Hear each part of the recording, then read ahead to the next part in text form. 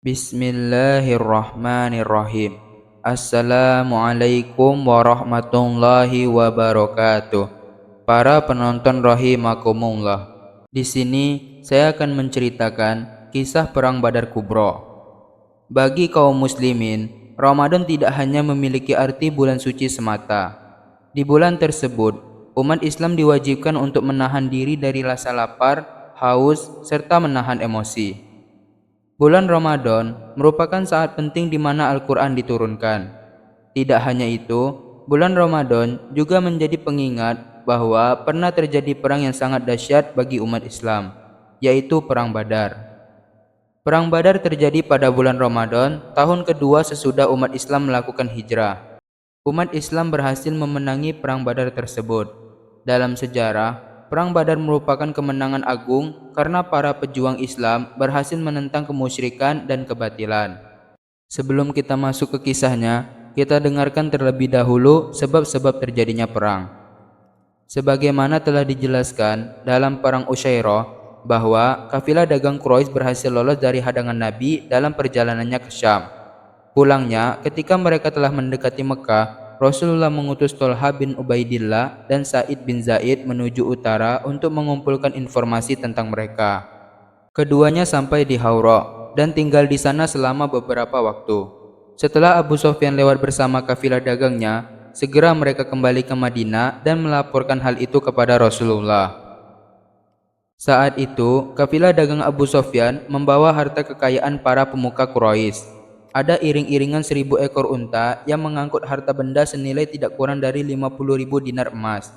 Sementara yang mengawalnya hanya 40 orang. Ini merupakan kesempatan emas bagi kaum muslimin untuk melancarkan pukulan ekonomi yang telak kepada penduduk Mekah yang akan melukai hati mereka sepanjang masa. Karena itu, Rasulullah mengumumkan kepada kaum muslimin, ini ada kafilah dagang Quraisy yang membawa harta benda mereka. Hadanglah kafilah itu, mudah-mudahan Allah memberikan harta rampasan itu kepada kalian. Beliau tidak memaksa siapapun untuk berangkat. Beliau serahkan masalah ini kepada kerelaan mereka sendiri. Sebab diperkirakan tidak sampai terjadi konfrontasi dengan pasukan Mekah dalam merebut kafilah ini. Perang dahsyat baru terjadi di Badar. Itu sebabnya banyak sahabat yang memilih tetap tinggal di Madinah. Mereka memperkirakan bahwa keputusan Rasulullah kali ini tidak jauh berbeda dengan yang mereka alami pada perang-perang lalu. Karena itu, tidak ikut sertanya siapapun dalam perang ini sama sekali tidak dipermasalahkan. Baiklah, sekarang kita masuk ke kisah Perang Badar.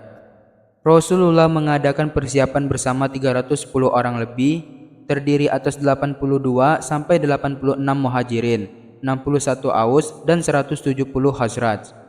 Mereka tidak melakukan persiapan maksimal untuk keberangkatan mereka dan tidak membawa perbekalan lengkap. Mereka hanya dilengkapi seekor atau 2 ekor kuda, satu milik Zubair bin Awam dan satunya milik Miqdad bin Aswad al-Kindi. Mereka juga dilengkapi 70 ekor unta, di mana 2 atau 3 orang menunggangi satu unta. Rasulullah, Ali bin Abi Thalib, dan Marsad bin Abi Marsad al-Ghanawi bergiliran menunggangi satu unta. Rasulullah mengangkat Ibnu Ummi Maktum menjadi wakil beliau di Madinah. Ketika berada di Rauha, beliau memerintahkan Abu Lubaba bin Abdul Munzir untuk kembali dan diperbantukan di Madinah. Panji-panji komando tertinggi dipegang oleh Mus'hab bin Umair al-Quraisy al-Abdar yang berwarna putih. Pasukan dibagi menjadi 2 kelompok, kelompok Muhajirin dan kelompok Ansor. Kelompok Muhajirin, panji-panji perangnya diberi nama Uqab, berwarna hitam, dipercayakan kepada Ali bin Abi Thalib. Sedangkan kelompok Ansor, panji-panjinya berwarna hitam, dipercayakan kepada Sa'ad bin Mu'adz. Rasulullah menunjuk Zubair bin Awam untuk memimpin pasukan sayap kanan, sedangkan sayap kiri dipimpin oleh Miqdad bin Am, karena mereka berdua adalah penunggang kuda yang cakap. Pertahanan pasukan diserahkan kepada Qais bin Abi So'so'ah. Adapun komando tertinggi di bawah kendali Rasulullah. Rasulullah berjalan di antara pasukan tanpa rasa gentar. Beliau berangkat dari jantung Madinah, melintasi jalan utama menuju Mekah sampai di Birauha. Dari sini, beliau tidak mengambil jalur kiri yang mengarah ke Mekah, melainkan belok kanan menuju Badar. Rasulullah menyusuri daerah pinggirannya. dan melintasi Rohakon yang berada di antara Nazia dan Madikus Sofro. Dari Sofro, beliau mengutus Basbas bin Am al-Juhani dan Adi bin Abi Rokba al-Juhani menuju Badar untuk mencari informasi tentang kafilah dagang Quraisy. Abu Sofyan sebagai penanggung jawab kafilah dagang Quraisy bertindak ekstra hati-hati karena dia tahu betul bahwa jalur menuju Mekah penuh resiko. Dia berusaha mengumpulkan informasi dari siapa saja yang dijumpainya. Tidak lama kemudian diperoleh kabar bahwa Rasulullah telah mengerahkan para sahabatnya untuk menghadang kafilah dagang mereka. Abu Sofyan segera menyewa Domdom bin Am al-Ghifari menuju Mekah untuk menemui kaum Quraisy. Dia minta bantuan pasukan untuk melindungi kafilah dagang mereka dari cegatan Rasulullah dan sahabat-sahabatnya. Ketika Domdom sampai di Mekah, di tengah-tengah lembah sambil berdiri di punggung untanya yang tersayat hidungnya dengan bekal berantakan dan baju compang-camping, dia berteriak dengan lantang, "Saudara-saudara Quraisy, al-latimah, al-latimah. Harta benda kalian yang dibawa Abu Sofyan dihadang oleh Muhammad dan sahabat-sahabatnya. Menurutku, kalian harus menyusulnya." Seketika itu pun semua orang bersiap-siap. Mereka berkata, apakah Muhammad dan sahabat-sahabatnya mengira bisa menjadi seperti kafilah dagang Ibnu Hadrami? Tidak mungkin. Sungguh mereka akan menemui kenyataan sebaliknya. Setiap lelaki Quraisy menghadapi dua pilihan, berangkat sendiri atau menyuruh seseorang untuk menggantikan dirinya. Namun rupanya semua sepakat untuk berangkat sendiri. Tidak satu pun pembesar mereka yang tertinggal, kecuali Abu Lahab. Dia mewakilkannya kepada seseorang yang berutang kepadanya dan mengajak kabilah-kabilah di sekitar mereka untuk bergabung. Di antara kabilah-kabilah Quraisy yang tertinggal cuma Bani Adi, tidak satu pun dari mereka yang ikut. Pasukan Mekah berkekuatan sekitar 1.300 personel saat pertama berangkat. Mereka dilengkapi dengan 100 ekor kuda, 600 baju zirah, dan unta yang jumlahnya tidak diketahui secara pasti. Panglima besarnya adalah Abu Jahal bin Hisham. Penanggung jawab bidang logistis adalah 9 pembesar Quraisy. Saat pasukan telah siap berangkat, orang-orang Quraisy ingat akan permusuhan mereka dengan Bani Bakar. Mereka khawatir Bani Bakar akan menusuk dari belakang sehingga posisi mereka laksana berada di antara dua kobaran api. Polemik tentang hal ini nyaris membuat mereka terpecah menjadi dua. Akan tetapi, iblis lalu datang menyerupai Suroko bin Malik bin Ju'sum al-Mudliji, pemimpin Bani Kinana, yang berkata kepada mereka, "Aku menjamin Bani Kinana tidak akan membongkong kalian."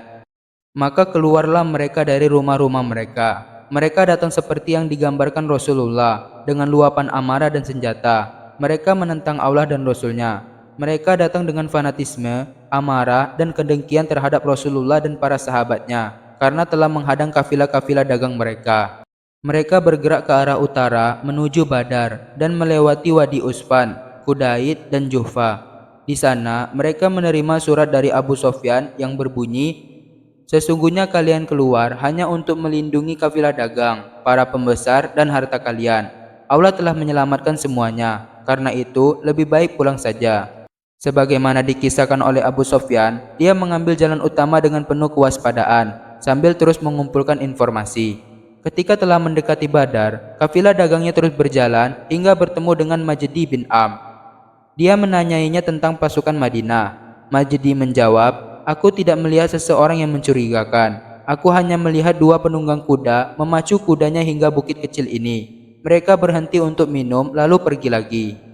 Abu Sofyan langsung mendatangi tempat yang ditunjukkan Majdi. Diperiksanya kotoran unta yang ada di situ. Ternyata di dalamnya ada biji-bijian tertentu. Dia menyimpulkan, demi Allah, ini adalah bebijian Yasrib.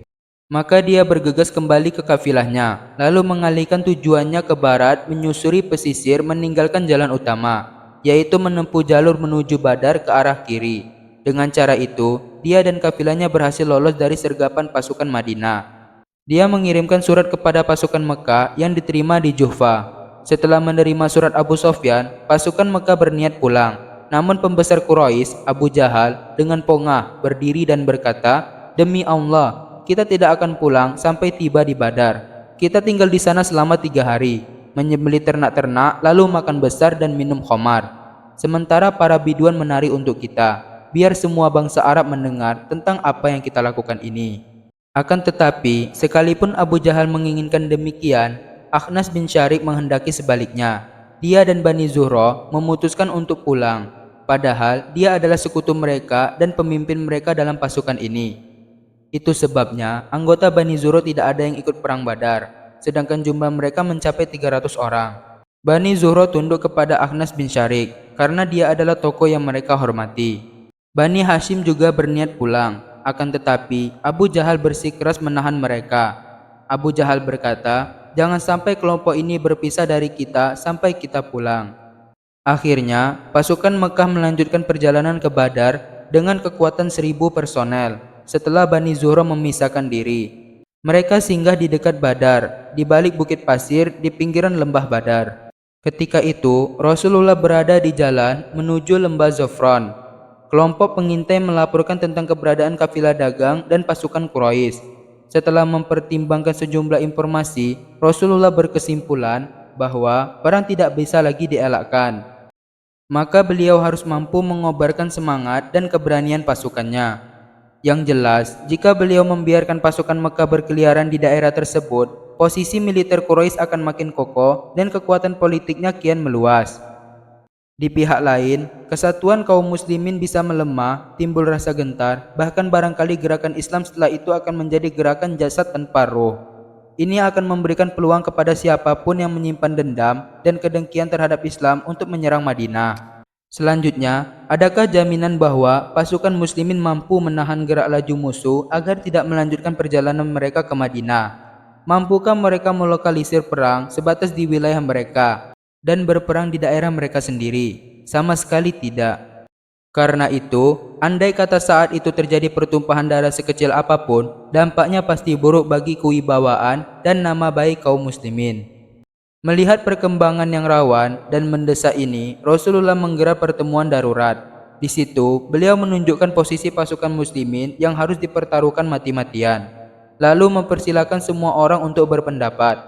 Ternyata, sebagian pasukan merasa gentar untuk terjun dalam peperangan. Adapun para panglima perang seperti Abu Bakar As-Siddiq dan Umar bin Khattab, mereka tidak ragu sedikit pun. Mereka berdiri dan menyambut baik panggilan perang itu. Miqdad bin Am juga berdiri dan berkata, "Rasulullah, laksanakan saja apa yang Allah perintahkan kepadamu. Kami akan menyertaimu. Demi Allah, kami tidak akan mengatakan sebagaimana yang dikatakan Bani Israel kepada Musa. Akan tetapi, kami akan berkata, pergilah engkau dan Tuhanmu dan berperanglah. Sesungguhnya kami akan berperang bersamamu. Maka demi Zat yang telah mengutusmu dengan membawa kebenaran, andai pun engkau mengajak kami masuk ke dasar sumur yang gelap, kami akan setia mendampingi sampai engkau tiba di tujuan." Rasulullah sangat senang mendengar perkataan ini dan mendoakan mereka. Demikianlah suara 3 panglima muhajirin. Namun, muhajirin adalah minoritas di dalam pasukan. Maka Rasulullah perlu minta pendapat para panglima Ansor sebagai representasi mayoritas pasukan Islam. Terlebih lagi, beban perang pasti berpengaruh terhadap generasi muda mereka. Padahal perjanjian Aqobah tidak mengharuskan mereka berperang di luar wilayah mereka. Setelah mendengar kesanggupan ketiga panglima muhajirin, Rasulullah bersabda, "Saudara-saudara, beri aku masukan." Yang beliau maksud di sini sebenarnya adalah kaum Ansor. Maksud itu bisa dibaca oleh panglima dan pembawa panji-panji Ansor. Kemudian Sa'ad bin Mu'az pun berkata, "Demi Allah, bukankah kami yang engkau maksud wahai Rasulullah?" Rasulullah menjawab, "Ya." Sa'ad berkata lagi, "Kami telah beriman kepadamu, kami membenarkanmu, kami bersaksi bahwa apa yang engkau bawa adalah kebenaran. Kami telah bersumpah dan berjanji akan mendengar dan taat kepadamu. Jadi, lakukanlah Rasulullah apapun yang engkau inginkan. Demi Zat yang mengutusmu membawa kebenaran, andai kata engkau mengajak kami mengarungi samudra dan menyelam ke dalamnya, kami pasti ikut menyelam bersamamu, dan tidak seorang pun yang tertinggal. Kami gembira engkau mengajak kami bersua dengan musuh besok. Kami adalah orang-orang yang sabar dalam peperangan dan tegar menghadapi musuh. Mudah-mudahan Allah memperlihatkan kepadamu sesuatu yang menyenangkan hatimu dari apa yang kami lakukan. Karena itu, pergilah bersama kami dengan berkah Allah." Dalam riwayat lain, dikisahkan bahwa Sa'ad bin Mu'az berkata, "Mungkin engkau khawatir kaum Ansor hanya terpaku pada apa yang sudah disepakati untuk menolongmu hanya di wilayah mereka. Sesungguhnya aku berbicara mewakili kaum Ansor dan menjawab atas nama mereka. Lakukanlah sesuka hatimu, sambunglah tali yang engkau kehendaki dan putuslah tali yang engkau sukai. Ambillah harta kami sesuka hatimu dan berilah kami sesuka hatimu. Apa yang engkau ambil lebih kami sukai dari apa yang engkau tinggalkan untuk kami. Dan apapun yang engkau perintahkan, urusan kami hanyalah mengikuti perintahmu. Demi Allah, andai kata engkau masuk ke dasar sumur, pasti kami akan menemanimu. Demi Allah, andai kata engkau mengajak kami mengarungi samudra, lalu terjun ke dalamnya, kami akan terjun bersamamu. Rasulullah pun sangat gembira mendengar pernyataan Sa'ad, dan Rasulullah makin bersemangat. Kemudian Rasulullah bersabda, lanjutkan perjalanan, sebab Allah telah menjanjikan kemenangan menghadapi satu dari dua pihak. Dan demi Allah, seakan-akan aku betul-betul melihat tempat kematian kaum itu. Rasulullah melanjutkan perjalanan dari Zafiron melewati jalan bukit yang disebut As-Sofir.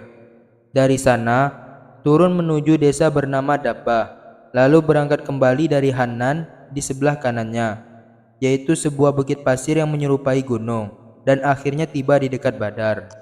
Dari sana, Rasulullah melakukan sendiri pengintaian bersama sahabat karib beliau di dalam gua, Abu Bakar As-Siddiq. Saat mengitari daerah di sekitar markas pasukan Mekah, keduanya berpapasan dengan seorang Arab tua. Rasulullah bertanya kepadanya perihal pasukan Quraisy dan pasukan Muhammad. Beliau menanyakan soal kedua kubu itu agar maksudnya lebih tersamar. Orang tua itu berkata, aku tidak bersedia memberitahukannya sebelum kalian memberitahukan identitas kalian. Rasulullah menjawab, jika engkau memberitahu kami, kami bersedia memberitahu engkau. Kemudian orang tua itu menjawab, bagaimana kalau itu ditukar ini? Rasulullah menjawab, baiklah. Si Arab tua berkata, aku mendapat informasi bahwa Muhammad dan sahabat-sahabatnya keluar pada hari Anu. Kalau berita ini benar, berarti hari ini mereka berada di sini, sambil menunjuk lokasi pasukan Madinah. Aku mendapatkan informasi juga bahwa Quraisy keluar pada hari Anu. Kalau berita ini benar, berarti hari ini mereka berada di situ, sambil menunjuk lokasi pasukan Mekah. Setelah menyampaikan keterangannya, si Arab tua bertanya, dari manakah asal kalian berdua? Rasulullah menjawab, kami berasal dari air. Beliau langsung beranjak meninggalkan si tua yang lalu bergumam, air mana? Apakah air dari Irak? Kemudian, petang itu juga Rasulullah mengirimkan beberapa mata-mata untuk mengumpulkan informasi tentang musuh. Misi ini dilaksanakan oleh 3 panglima muhajirin, yakni Ali bin Abi Thalib, Zubair bin Awam, dan Sa'ad bin Abi Waqqas, bersama beberapa sahabat lainnya. Mereka pergi menuju mata air Badar. Di sana ada 2 orang pemuda yang sedang mengambil air untuk pasukan Mekah. Keduanya segera ditangkap dan dibawa menghadap Rasulullah. Namun, Rasulullah sedang sholat sehingga orang-orang itu melakukan interogasi sendiri. Mereka berdua mengaku, kami adalah pencari air Quraisy. Mereka menyuruh kami mencarikan air untuk mereka. Tetapi, bukan jawaban seperti itu yang diinginkan oleh sahabat-sahabat yang melakukan interogasi. Mereka berharap kedua pemuda itu mengaku sebagai orang Abu Sofyan. Mereka memang masih memendam keinginan untuk menguasai kafilah Abu Sofyan. Maka mereka memukuli keduanya dengan pukulan yang menyakitkan, sehingga akhirnya kedua pemuda itu terpaksa berkata, ya, kami memang orang Abu Sofyan. Lalu mereka membiarkannya. Selesai sholat, Rasulullah mengecam para sahabat. Keduanya berkata jujur, kalian malah mendustakannya. Keduanya berdusta, kalian justru membiarkannya. Sungguh mereka berdua berkata jujur, mereka adalah pesuruh pasukan Quraisy. Kemudian beliau mengajak kedua anak muda itu berbicara. Rasulullah berkata, beritahukan kepadaku tentang pasukan Quraisy. Kemudian kedua pemuda itu menjawab, mereka berada di balik bukit pasir yang bisa dilihat kalau engkau memandang ke arah Udwatul Quswa. Rasulullah bertanya lagi, berapa jumlah mereka? Kemudian mereka menjawab, banyak sekali. Rasulullah mendesak, berapa tepatnya? Kemudian kedua pemuda itu menjawab, kami tidak tahu. Rasulullah bersabda, berapa ekor unta yang mereka sembelih saban harinya? Kemudian kedua orang pemuda itu menjawab, sehari bisa 9 sampai 10 ekor. Rasulullah menyimpulkan, berarti jumlah mereka antara 900 sampai 1000 orang. Rasulullah bertanya lagi, siapa saja pemimpin Quraisy yang ikut? Mereka menjawab, Utbah dan Saibah anak Rabia, Abdul Bakhtari bin Hisham, Hakim bin Hizam, Naufal bin Khuwailid, Haris bin Amir, Tuaimah bin Adi, Nadar bin Haris, Zam'ah bin Aswad, Abu Jahal bin Hisham, Umayyah bin Khalaf. Mereka menyebutkan nama beberapa orang lagi. Kemudian Rasulullah menghadap ke arah semua orang dan bersabda, "Inilah Mekah yang telah mengirimkan jantung hatinya kepada kalian." Malam itu Allah menurunkan hujan.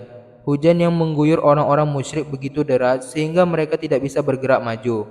Namun bagi kaum muslimin, hujan menjadi siraman yang membersihkan mereka dan menghilangkan daki-daki setan. Hujan membuat tanah menjadi kesat dan pasir menjadi keras. Akibatnya, pijakan kaki mereka terasa mantap. Tempat mereka seolah-olah rata dan hati mereka semakin menyatu. Rasulullah dan pasukannya mendahului kubu Quraisy ke mata air Badar dan menghalangi mereka menguasai air. Mereka tiba di sumber air Badar terdekat pada waktu senja. Di sini, Hubab bin Munzir berdiri bagaikan seorang penasihat militer. Dia berkata, "Rasulullah, bagaimana pendapatmu tentang berhentinya kita di tempat ini? Apakah tempat berhenti ini dipilihkan Allah sehingga kita tidak boleh maju atau mundur sedikit pun? Ataukah ini sekedar pendapat, siasat, dan strategi perang?" Rasulullah menjawab, "Bukan, ini hanyalah pendapat pribadi, sekedar siasat dan strategi perang." Kemudian dia menyarankan, "Rasulullah, ini bukan tempat yang tepat. Sebaiknya kita pindah ke sumber air yang terdekat dengan pasukan Quraisy. Kita berhenti di sana, lalu kita timbun sumur-sumur di belakangnya. Selanjutnya, kita buat kolam dan kita isi dengan air. Baru kita berperang melawan orang-orang musyrik itu. Kita punya air minum sementara mereka tidak." Rasulullah memuji gagasan yang betul-betul jitu. Maka Rasulullah membawa pasukannya sampai ke sumber air yang paling dekat dengan posisi musuh. Mereka berada di sana sejak tengah malam untuk membuat kolam dan menggali beberapa sumur. Setelah seluruh personel pasukan muslimin tiba di mata air Badar, Sa'ad bin Mu'az mengusulkan untuk membuat tempat khusus bagi Rasulullah untuk memberi komando, juga untuk mengantisipasi adanya serangan mendadak atau jika muslimin terdesak dan belum bisa memastikan kemenangan. Sa'ad bin Mu'az berkata, "Nabiullah, bolehkah kami membangun sebuah tenda untukmu dan kami siapkan kendaraan di dekatmu? Lalu kami akan menghadapi musuh bersama-sama. Nanti jika Allah memberikan kemenangan atas musuh kita, memang itulah yang kita inginkan. Namun, jika hasilnya lain, engkau bisa memakai kendaraan yang kami siapkan untuk menyusul orang-orang di belakang kami. Di sana ada sejumlah orang yang menunggu engkau. Wahai Nabiullah, kami seperti mereka, sangat mencintaimu. Andai tahu bahwa engkau akan menghadapi peperangan, tentu mereka tidak mangkir darimu. Allah pasti akan membelamu bersama mereka. Mereka akan memberikan saran kepadamu dan berjuang bersamamu." Rasulullah memuji inisiatif itu dan mendoakan kebaikan bagi Sa'ad. Lalu pasukan muslimin membangun tenda di sebuah bukit kecil di arah timur laut medan perang. Beberapa pemuda Ansor di bawah komando Sa'ad bin Mu'az menjaga Rasulullah di sekeliling tenda. Rasulullah menyiagakan pasukannya, lalu mengelilingi medan peperangan. Beliau menunjuk ke sana kemari. "Ini tempat terbunuhnya Fulan, insya Allah. Ini tempat terbunuhnya Fulan, insya Allah." Selanjutnya, Rasulullah mendirikan sholat dengan bersandar ke batang pepohonan yang ada di sana. Pasukannya menghabiskan malam dengan tidur nyenyak. Kalbu mereka dipenuhi keyakinan bahwa mereka bisa cukup beristirahat pada malam itu, dengan harapan esok paginya bisa segera membuktikan kabar gembira dari Tuhannya. Malam itu adalah malam Jumat, 17 Ramadan 2 Hijriah. Perjalanan Rasulullah diawali pada tanggal 8 atau 9 pada bulan yang sama. Malam itu pasukan Quraisy berada di Utwatul Quswa. Paginya, dengan pasukan berkuda, mereka menuruni bukit menuju lembah Badar. Beberapa di antaranya menuju kolam air yang dibuat oleh pasukan muslimin. Rasulullah bersabda, "Biarkan saja mereka." Akhirnya, semua anggota pasukan Quraisy yang mengambil air minum dari kolam saat itu terbunuh, kecuali Hakim bin Hizam. Setelah itu, dia masuk Islam dengan sungguh-sungguh. Dikisahkan bahwa kalau berijtihad dengan sumpah, dia mengatakan, "Tidak, demi zat yang menyelamatkanku pada perang Badar." Setelah agak tenang, pasukan Quraisy menyuruh Umair bin Wahab al-Jumahi untuk menyelidiki dan menaksir seberapa besar kekuatan pasukan Madinah. Maka Umair dengan kudanya mengitari pasukan muslimin. kemudian kembali kepada mereka dan melaporkan 300 orang kurang lebih. Tetapi beri aku kesempatan untuk melihat lagi apakah kaum itu punya pasukan cadangan atau pendukung. Umair menyusuri lembah itu sampai jauh, tapi tidak ada sesuatu yang dilihatnya. Maka dia kembali ke pasukannya dan berkata, "Aku tidak melihat apapun. Tetapi wahai saudara-saudara Quraisy, bakal ada bencana besar yang membawa kematian. Kulihat Yasrib membawa maut yang mengerikan. Mereka tidak punya perisai dan benteng, kecuali pedang-pedang mereka. Demi Allah, tidak satu pun dari mereka yang mati sebelum bisa membunuh satu dari kalian. Jika jumlah mereka sama dengan kalian, tidak artinya lagi hidup setelah itu. Pikirkanlah masak-masak." Saat itu juga, berdirilah penentang lain Abu Jahal yang mengajak pulang ke Mekah tanpa perang.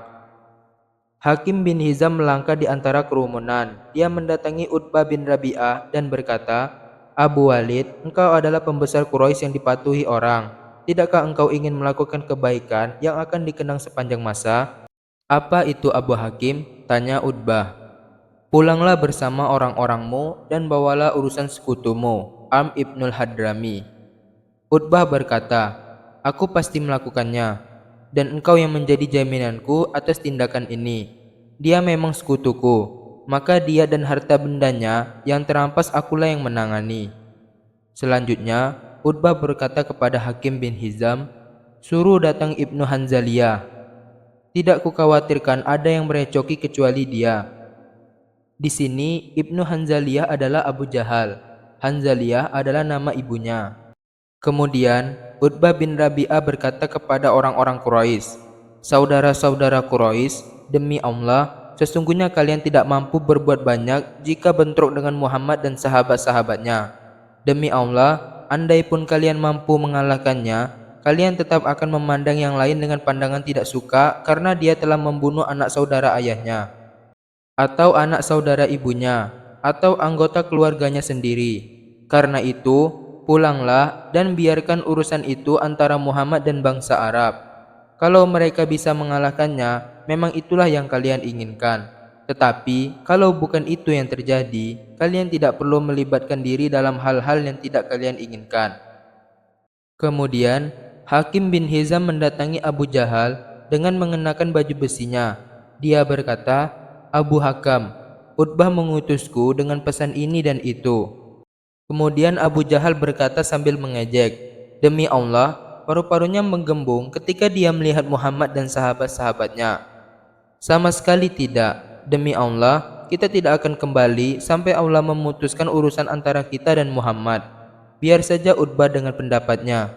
Dia memandang Muhammad dan sahabat-sahabatnya laksana pemangsa dan pembantai. Di antara pasukan mereka memang ada anaknya. Itu sebabnya dia mengintimidasi kalian. Yang dimaksud dengan anaknya adalah Huzaifah bin Utbah, yang memeluk Islam sejak lama dan ikut hijrah. Ketika ucapan Abu Jahal, "Demi Allah paru-parunya telah menggembung," sampai ke telinga Utbah, Utbah berkata, "Dia akan tahu siapa sebenarnya yang tukang kentut. Siapa yang sebenarnya paru-parunya menggembung, aku atau dia?" Abu Jahal bertindak cepat, khawatir perselisihan kian meruncing. Maka setelah adu mulut ini, dia segera mengirim utusan menemui Amir Ibnul Hadrami dan berkata, "Sekutumu ini ingin supaya orang-orang pulang. Sungguh aku melihat sendiri betapa engkau ingin menuntut balas. Sekarang bangkitlah, penuhi janjimu dan tuntutlah pembunuhan terhadap saudaramu." Jadi, Amir adalah saudara Am Ibnul Hadrami yang terbunuh di tangan satuan bersenjata pimpinan Abdullah bin Jahsy. Amir pun langsung bangkit, disingkapnya pantatnya sembari berteriak, "Arm, arm!" Quraisy sudah tidak sabar dan perang harus berkobar. Mereka sudah berkumpul untuk menuntut balas. Ajakan Utbah telah mengacaukan orang-orang. Demikianlah sikap gegabah telah mengalahkan sikap bijaksana, sehingga penentang Hizam tidak banyak berarti. Ketika dua kubu sudah berhadapan, Rasulullah berdoa, "Ya Allah, ini Quraisy datang dengan kesombongan dan kecokakannya, yang memusuhimu dan mendustakan Rasulmu. Ya Allah, pertolonganmu juga yang kau janjikan kepadaku. Ya Allah, binasakanlah mereka besok pagi." Rasulullah bersabda, "Kalau boleh memilih mana yang ditangani dulu, habisi penunggang unta itu. Karena jika mereka mendengarkan perkataannya, mereka akan menjadi lihai. Rasulullah memeriksa pasukannya. Lalu ada kejadian lucu. Rasulullah memegang sebatang kayu untuk meluruskan barisan. Sa'ad bin Ghaziyah sedikit melenceng keluar barisan, sehingga Rasulullah mendorong perutnya dengan kayu itu seraya bersabda, "Lurus Sa'ad." Kemudian Sa'ad menjawab, "Rasulullah, engkau telah menyakitiku, jadi engkau harus memberiku kesempatan untuk membalas." Maka Rasulullah menyingkap perutnya dan bersabda, "Kalau begitu balaslah." Sa'ad langsung memeluk dan mencium perut Rasulullah. Rasulullah bertanya, "Mengapa engkau bersikap seperti ini, Sa'ad?" Kemudian Sa'ad menjawab, "Ya Rasulullah, kesempatan telah datang. Sebagaimana engkau lihat, aku ingin pada kesempatan terakhir bertemu dengan engkau, kulitku bisa bersentuhan dengan kulitmu." Maka Rasulullah mendoakan kebaikan untuknya. Selesai meruruskan barisan, Rasulullah menginstruksikan kepada pasukannya agar tidak memulai perang sampai ada perintah terakhir dari beliau. Rasulullah juga memberi arahan khusus tentang strategi perang. Rasulullah bersabda, "Jika jarak mereka dengan kalian sudah dekat, segera bidikan panah kalian. Dahuluilah mereka dalam melepaskan panah. Jangan tergesa-gesa menghunus pedang, kecuali setelah mereka mengepung kalian." Setelah itu, Rasulullah dan Abu Bakar kembali ke tenda khusus. Sementara Sa'ad bin Mu'az bersama beberapa orang berjaga-jaga di depan pintu tenda. Di kubu musyrikin, Abu Jahal melakukan ritual doa minta kemenangan pada hari itu. Abu Jahal berkata, "Ya Allah, dia telah memutuskan tali silaturahmi dan datang membawa ajaran yang sama sekali tidak kami kenal. Karena itu, binasakanlah dia pagi ini. Ya Allah, siapa yang lebih kau cintai dan kau ridhoi, berilah kemenangan pada hari itu." Mengenai peristiwa ini, Allah berfirman, yang artinya, "Jika kamu orang-orang musyrikin mencari keputusan, maka telah datang keputusan kepadamu. Dan jika kamu berhenti, maka itulah yang lebih baik bagimu. Dan jika kamu kembali, niscaya kami kembali pula. Dan tentaramu sekali-sekali tidak akan dapat menolak dari kamu sesuatu bahaya pun, biarpun dia banyak. Sesungguhnya Allah berserta orang-orang yang beriman." Quran Surat Al-Anfal ayat 19. Orang yang menyulut perang pertama kali adalah Aswad bin Abdul Asad al-Makhzumi. Sosok yang buruk perangai lagi buruk perilakunya. Dia berkoar-koar, "Aku bersumpah kepada Allah, aku betul-betul akan mengambil air minum dari kolam mereka, atau akan kuhancurkan kolam mereka, atau lebih baik aku binasa tanpa mendapatkannya." Begitu dia keluar, Hamzah bin Abdul Muthalib menyongsongnya. Hamzah langsung menghantam betisnya dengan pedang.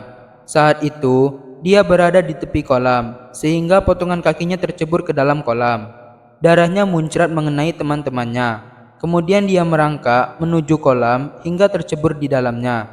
Ketika dia hendak naik ke daratan dengan kaki kanannya, tetapi Hamzah menyabitnya sekali lagi saat dia masih di dalam kolam. Dialah korban pertama yang mengawali pertempuran. Sesudahnya, keluar 3 penunggang kuda pilihan dari kubu Quraisy. Mereka berasal dari satu keluarga, yaitu Utbah dan saudaranya Saibah. Keduanya anak Rabia, satunya lagi adalah Walid bin Utbah.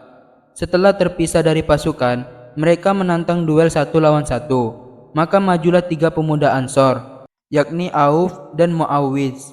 Keduanya anak Harits. Ibu mereka bernama Afra. Satunya adalah Abdullah bin Rawahah. Ketiga musyrikin itu bertanya, "Siapa kalian?" Mereka menjawab, "Kaum Ansor." Mereka berkata, "Kalian adalah orang-orang terhormat. Kami tidak punya urusan dengan kalian. Kami hanya menginginkan kerabat paman kami." Lalu satu dari mereka berseru, "Hai Muhammad, keluarkan orang-orang terpandang yang berasal dari kaum kami." Rasulullah pun bersabda, "Berdirilah Ubaidah bin Harits, berdirilah Hamzah, berdirilah Ali." Ketiganya langsung bangkit dan maju mendekati musuh. Mereka bertanya, "Siapa kalian?" Setelah pertanyaan ini dijawab, mereka berujar, "Memang kalian orang-orang terpandang." Kemudian Ubaidah yang paling tua di antara ketiganya berhadapan dengan Utbah bin Rabi'ah. Hamzah menghadapi Saibah, sedangkan Ali menghadapi Walid. Hamzah dan Ali tidak butuh waktu lama untuk melibas lawan duelnya. Lain dengan Ubaidah yang berhadapan dengan Utbah. Masing-masing melancarkan serangan 2 kali dan berhasil melukai lawannya. Kemudian Ali dan Hamzah bersama-sama mengatasi Utbah dan berhasil menghabisinya. Mereka lalu memapah Ubaidah yang telah putus kakinya. Dia terus menahan rasa sakit dari luka itu sampai meninggal di Sofra.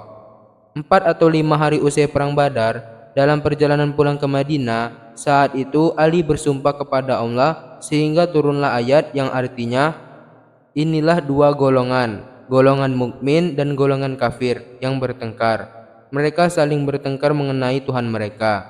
Quran Surah Al-Hajj ayat 19.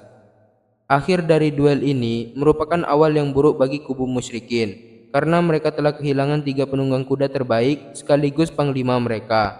Amarah mereka tidak tertahankan, lalu serentak mereka menyerang pasukan muslimin. Adapun pasukan Islam memohon pertolongan kepada Allah, memurnikan niat dan tunduk hanya kepadanya. Setelah itu, mereka menghadang musuh yang bertubi-tubi. Mereka tetap di posisi masing-masing sembari bertahan dan berhasil menjatuhkan banyak korban di kubu musyrikin sembari menyerukan Ahad, Ahad. Sementara itu, Rasulullah sejak meluruskan barisan pasukan tidak henti-henti memohon kemenangan yang telah dijanjikan Tuhannya. Beliau berdoa, "Ya Allah, penuhilah apa yang telah Kau janjikan kepadaku. Ya Allah, aku memohon janjimu." Saat pertempuran makin sengit dan perang mencapai puncaknya, Rasulullah berdoa, "Ya Allah, jika pasukan ini hancur hari ini, maka Engkau tidak akan disembah lagi. Ya Allah, jika Kau kehendaki, Engkau tidak akan disembah lagi selama-lamanya." Begitu khusyuk Rasulullah berdoa hingga tidak sadar selendangnya terjatuh dari kedua pundaknya. Abu Bakar menaruhnya kembali di tempat semula sembari berkata, "Cukuplah Rasulullah, engkau terus-menerus memohon kepada Tuhanmu." Kemudian Allah mewahyukan kepada malaikat-malaikatnya yang artinya, "Sesungguhnya aku bersama kalian, maka kokohkanlah barisan orang-orang yang beriman. Akan kutanamkan perasaan takut di hati mereka, orang-orang kafir." Quran Surah Al-Anfal ayat 12. Dan Allah juga mewahyukan kepada Rasulnya yang artinya, "Sesungguhnya aku telah membantu kalian dengan 1.000 malaikat yang datang berturut-turut." Quran Surah Al-Anfal ayat 9. Jadi maksudnya begini, malaikat datang secara bergelombang, sebagian menyusul sebagian yang lain, tidak datang sekaligus. Tiba-tiba Rasulullah diserang kantuk sekejap. Lalu Rasulullah menengadah dan bersabda, "Bergembiralah Abu Bakar." Jibril datang di atas kepulan-kepulan debu. Dalam riwayat Ibnu Ishaq, Rasulullah bersabda, "Bergembiralah Abu Bakar, pertolongan Allah telah datang." Ini Jibril datang dengan memegang kekang kuda yang ditungganginya dan berada di atas kepulan-kepulan debu. Kemudian Rasulullah melompat keluar dari tenda dan mengenakan baju besi, sembari bersabda, "Golongan itu pasti akan dikalahkan dan akan mundur ke belakang." Quran Surah Al-Qamar ayat 45. Selanjutnya beliau mengambil segenggam pasir dan bergerak mendekat ke arah pasukan Quraisy seraya bersabda, "Wajah-wajah buruk." Kemudian beliau menaburkan pasir itu ke wajah mereka. Maka seluruh pasukan musyrikin tanpa terkecuali terkena pasir pada mata, telinga, dan mulutnya. Mengenai hal itu, Allah berfirman, yang artinya, "Dan tidaklah engkau melempar ketika melempar, tetapi sebenarnya Allah lah yang melempar." Quran Surah Al-Anfal ayat 17. Saat itulah Rasulullah mengeluarkan perintah pamungkas kepada pasukannya untuk melakukan serangan balik. Rasulullah bersabda, "Serbu!" Lalu beliau memompa semangat perang mereka. "Demi Zat yang memegang jiwa Muhammad, tidak ada satupun yang mau memerangi mereka hari ini, lalu terbunuh dengan tabah, hanya mengharapkan ridha Allah, tetap tegar dan pantang mundur, kecuali Allah pasti menempatkannya di dalam surga." Rasulullah memberi instruksi sembari terus menyemangati mereka. "Sambutlah surga yang luasnya seluas langit dan bumi." Umairah bin Hammam langsung berkata, "Bah, bah." Rasulullah pun bertanya, "Apa yang membuatmu berkata bah, bah?" Kemudian dia menjawab, "Tidak, demi Allah Rasulullah, hanya berharap aku termasuk penghuninya." Rasulullah bersabda, "Engkau memang termasuk penghuninya." Lalu dia mengeluarkan beberapa butir kurma dari kantong bajunya dan memakannya. Tapi kemudian dia berkata, "Sepertinya terlalu lama hidupku kalau aku menghabiskan seluruh kurma ini." Dibuangnya sisa kurmanya, kemudian dia menyerbu musuh sampai gugur. Begitu pula Auf bin Harith bin Afra, dia bertanya, "Rasulullah, apa perbuatan hambanya yang membuat Tuhan tertawa?" Rasulullah menjawab, "Yaitu hamba yang menjulurkan tangannya ke arah musuh tanpa menggunakan pelindung. Langsung saja dia melepaskan baju besi yang dipakainya dan mencapakannya. Disambarnya pedangnya dan dia pun bertempur dengan gagah berani hingga terbunuh. Ketika Rasulullah mengeluarkan perintah untuk melakukan serangan balik, serangan musuh telah jauh berkurang dan semangat mereka juga sudah runtuh." Instruksi bijak ini berpengaruh besar dalam memperkokoh posisi pasukan Islam. Karena itu, ketika menerima perintah menyerang, sedangkan semangat berperang mereka sedang di puncak, mereka langsung melakukan serangan masif bertubi-tubi. Mereka memorak-porandakan barisan musuh dan menghabisi sebanyak mungkin lawan. Semangat mereka kian membara kala melihat Rasulullah dengan baju besinya ikut terjun ke medan laga, hingga tidak seorang pun yang lebih dekat dengan orang-orang musyrik itu daripada beliau. Rasulullah berseru dengan penuh keyakinan, golongan itu pasti akan dikalahkan dan akan mundur ke belakang. Pasukan muslimin meningkatkan serangan mereka dengan bantuan para malaikat. Disebutkan dalam riwayat Ibnu Sa'ad dari Ikrimah, dia berkata, "Pada waktu itu, tiba-tiba kepala orang-orang musyrik terpenggal tanpa diketahui siapa yang memenggalnya. Tangan orang-orang musyrik terputus tanpa diketahui siapa yang menebasnya." Ibnu Abbas menceritakan, ketika seorang prajurit muslim bertarung sengit dengan seorang musyrik di depannya, tiba-tiba dia mendengar lecutan cambuk di atasnya dan suara penunggang kuda yang berkata, "Maju terus, hai Zum." Dilihatnya, orang musyrik tadi mendadak jatuh terkapar. Setelah diperhatikan, orang itu telinganya putus dan wajahnya pecah seperti terkena cambukan. Seorang sahabat Ansor menceritakan hal tersebut kepada Rasulullah dan beliau membenarkannya. "Engkau benar, itu adalah bala bantuan dari langit ketiga." Abu Daud Al-Mazini menceritakan, "Saat itu aku sedang mengejar seorang musyrik untuk kutebas. Tiba-tiba kepalanya jatuh menggelinding sebelum pedangku sempat menyentuhnya. Maka tahulah aku bahwa ada orang lain yang menewaskannya." Seorang Ansor datang dengan menawan Abbas bin Abdul Muthalib. Abbas berkata, "Sungguh bukan orang ini yang tadi menawanku. Aku ditawan oleh seorang laki-laki botak berwajah amat rupawan yang menunggang seekor kuda gagah, dan aku tidak pernah melihatnya di antara kalian." Sahabat Ansor tadi bersikeras, "Akulah yang menawannya Rasulullah." Rasulullah bersabda, "Diamlah, sungguh Allah telah membantu kalian dengan malaikat yang mulia." Ali berkata, "Waktu perang Badar, Rasulullah bersabda kepadaku dan kepada Abu Bakar, 'Kalian berdua didampingi oleh Jibril, yang lain bersama Mikail, sementara Israfil adalah malaikat bertubuh besar yang hadir menyaksikan jalannya pertempuran atau ikut hadir di medan perang.'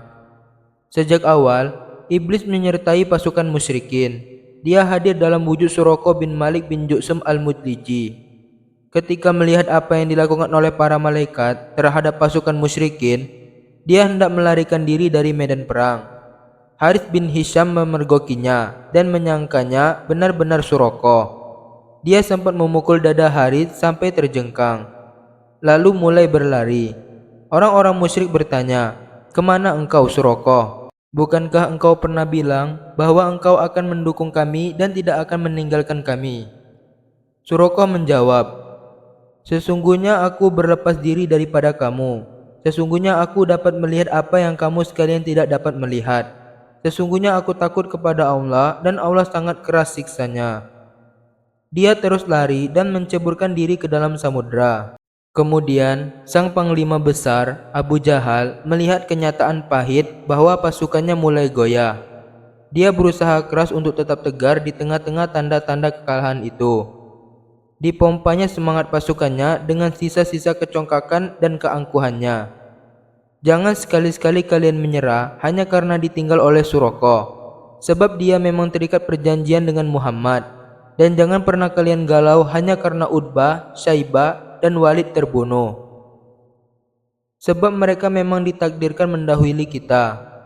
Demi Lata dan Uzza, kita tidak akan kembali sampai mampu membelenggu mereka. Janganlah jumlah kalian yang 2.000 orang hanya mampu membunuh satu dari mereka.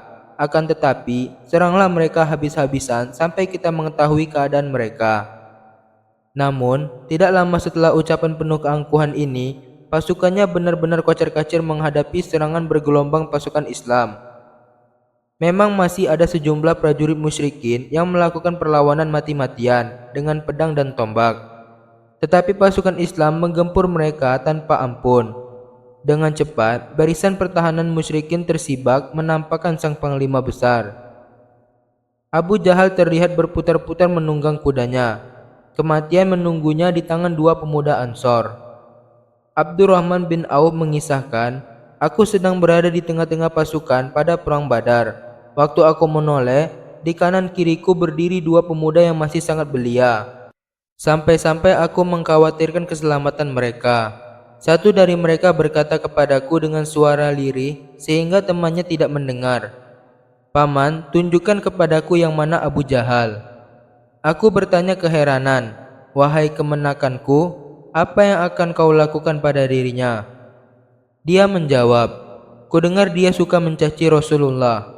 Lalu katanya lagi, 'Demi zat yang jiwaku dalam genggamannya, jika aku melihatnya, tidak akan kubiarkan dia lolos sampai salah satu di antara kami mati.'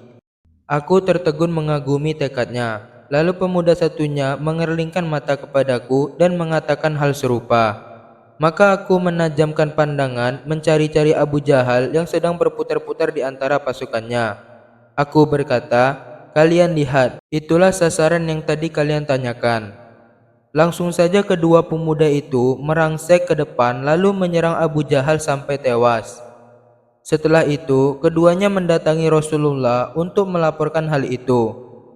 Beliau bertanya, 'Siapa tadi yang berhasil membunuhnya?' Mereka menjawab serempak, 'Aku yang berhasil membunuhnya.' Rasulullah bersabda, 'Apakah kalian berdua telah membersihkan pedang kalian?' Mereka menjawab, 'Belum.' Rasulullah meneliti kedua pedang mereka. Lalu beliau bersabda, 'Kalian berdua memang telah membunuhnya.' Belakangan, Rasulullah memberikan barang-barang Abu Jahal pada waktu bertarung kepada Mu'adz bin Am bin Jamuh. Dua pemuda itu adalah Mu'adz bin Am bin Jamuh dan Muawidz bin Afra. Ibnu Ishaq mengutip penuturan Mu'adz bin Am bin Jamuh, "Kamu mencari informasi tentang kaum musyrikin, sementara Abu Jahal berada di kerimbunan pepohonan yang tidak bisa ditembus. Dia dibentengi oleh prajurit-prajuritnya yang bersenjatakan pedang dan tombak.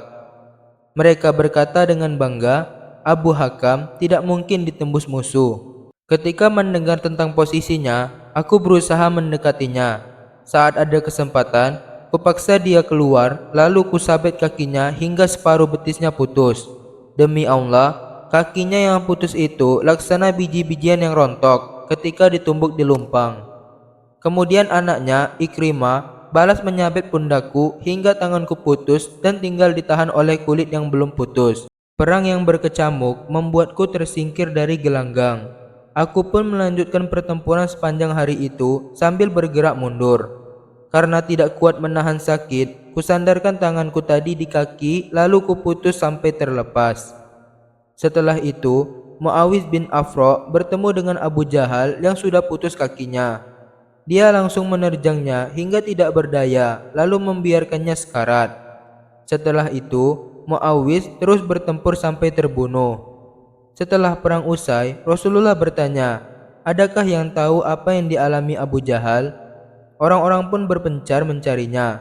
Abdullah bin Mas'ud berhasil menemukannya dalam keadaan sekarat. Diinjakannya kakinya di leher Abu Jahal, lalu ditariknya jenggotnya seraya berkata, 'Sudahkah kau lihat Allah menghinakanmu, hai musuh Allah?' Dengan sisa-sisa kesombongannya, ia balik bertanya, 'Dengan apa dia menghinakan diriku? Apakah aku menjadi hina karena menjadi orang yang kalian bunuh? Atau orang yang kalian bunuh itu justru lebih terhormat? Andai saja bukan seorang penjabak tanah membunuhku.' Dia berkata lagi, 'Beritahu aku siapa yang menguasai daerah ini sekarang?' Ibnu Mas'ud menjawab, 'Allah dan Rasulnya.' Kemudian dia berkata kepada Ibnu Mas'ud yang masih menginjakan kakinya di lehernya, 'Sungguh aku sudah naik tangga yang sulit, hai gembala kambing.' Selagi di Mekah dahulu, Ibnu Mas'ud memang seorang penggembala kambing. Setelah dialog itu berakhir, Ibnu Mas'ud memenggal kepala Abu Jahal dan membawanya kepada Rasulullah. Dia berkata, "Rasulullah, ini dia kepala musuh Allah, Abu Jahal." Rasulullah bersabda, "Demi Allah yang tiada Tuhan selain Dia," 3 kali, lalu melanjutkan, "Allah Maha Besar, segala puji bagi Allah yang telah memenuhi janjinya, menolong hamba-hambanya dan mengalahkan musuh-musuhnya. Kemarilah, perlihatkan kepadaku." Para sahabat mendekat kepada Rasulullah dan memperlihatkannya. Rasulullah bersabda, "Inilah Fir'aun umat ini." Akhirnya perang pun usai dengan kekalahan telak di kubu musyrikin dan kemenangan di kubu muslimin. Di pihak muslimin yang syahid sebanyak 14 lelaki, 6 dari muhajirin dan 8 dari ansor. Sementara di pihak musyrikin terjadi kerugian besar. Yang tewas sebanyak 70 lelaki dan 70 lainnya menjadi tawanan, yang kebanyakan adalah panglima, pimpinan, dan pembesar mereka. Setelah hiruk pikuk perang berlalu, Rasulullah berdiri di depan korban tewas dari musyrikin.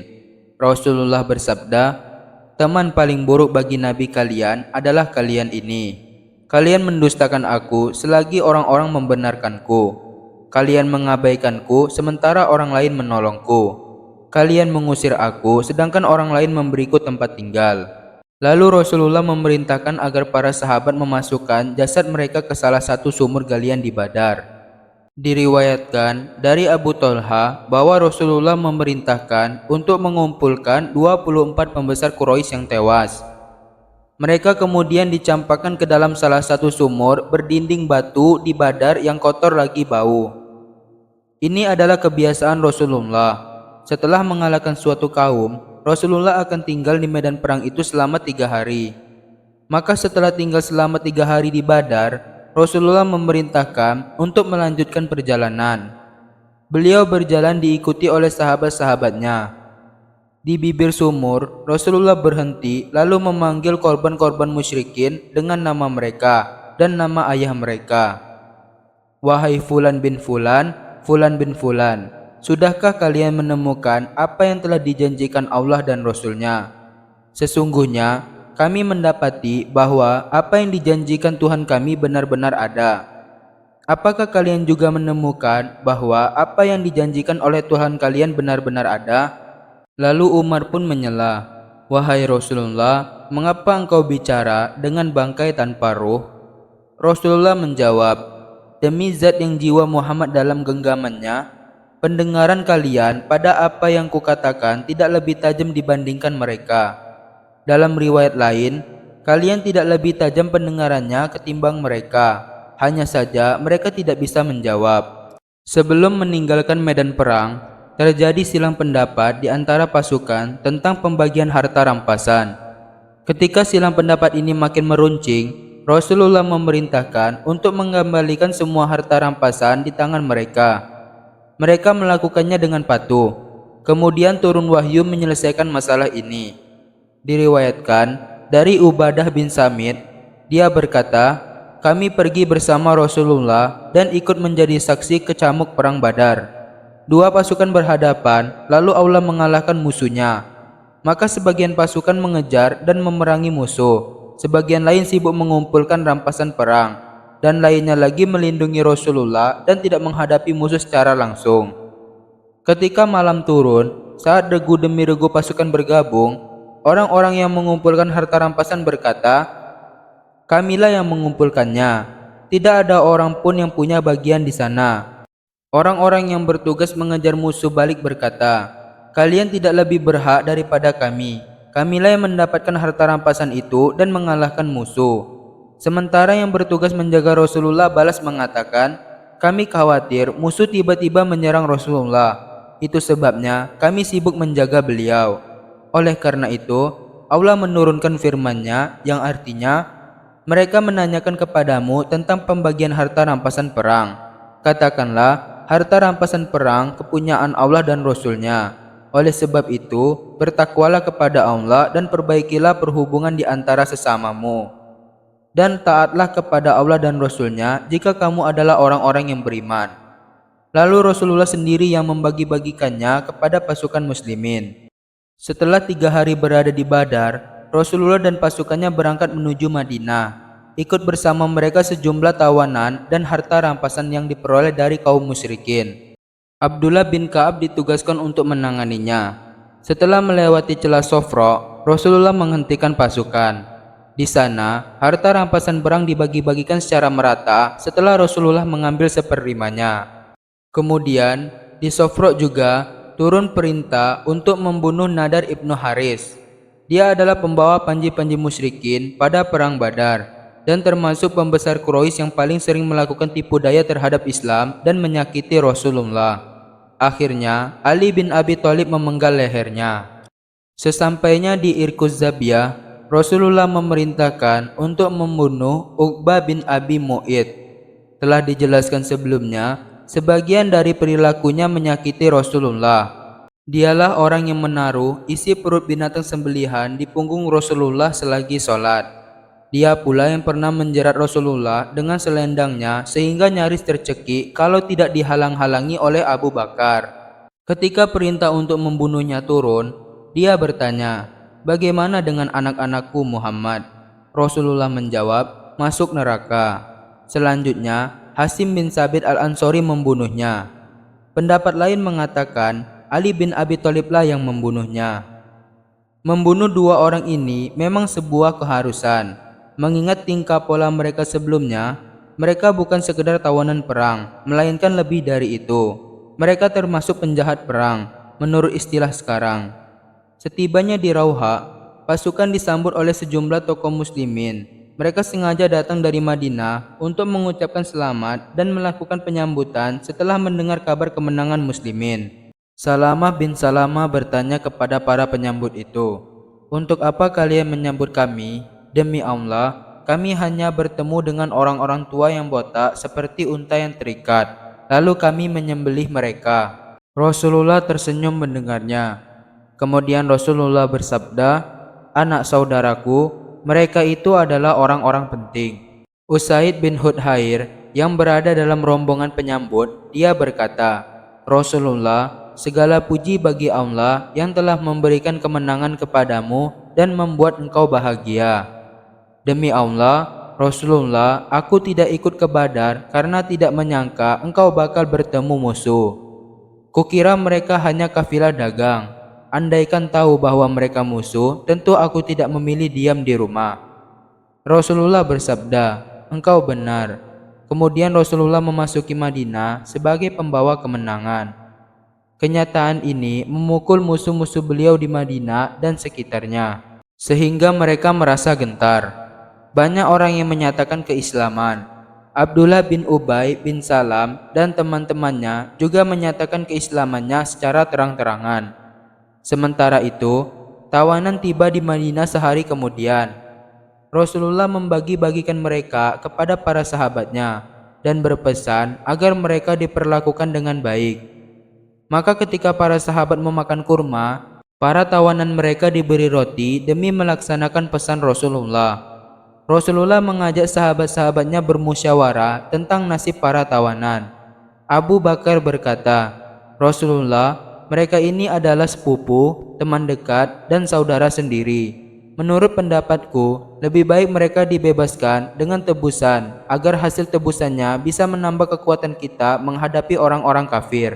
Mudah-mudahan pula Allah memberikan hidayah sehingga mereka menjadi pendukung kita." Rasulullah bertanya, "Bagaimana menurutmu, Umar bin Khattab?"